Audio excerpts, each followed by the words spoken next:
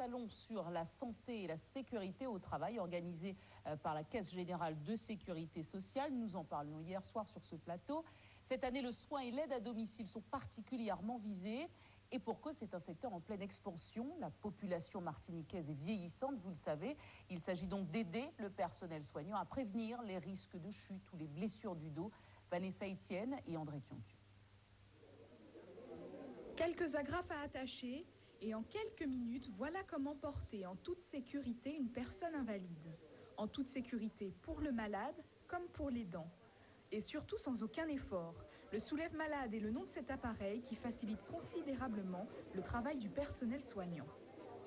C'est une machine qui est faite pour les grabataires, les malades qui ne peuvent pas se lever du tout du lit. En fait, ça aide, c'est une aide en fait. Enlever la personne du lit, le mettre sur un fauteuil roulant ou sous un fauteuil de confort.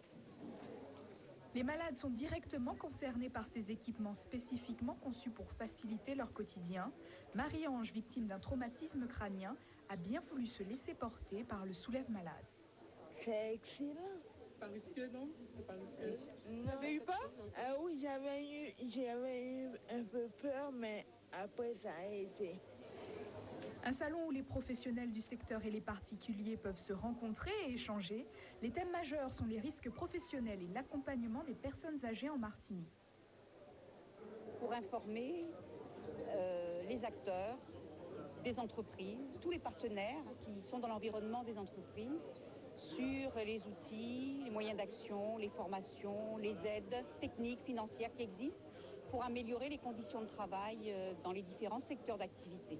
Et cette année, donc en 2012, nous avons choisi de cibler une activité particulière qui est l'aide et soins à domicile, qui représente une activité économique grandissante. Avec le vieillissement de la population et la dépendance des personnes âgées, le service à la personne va connaître une forte expansion dans les années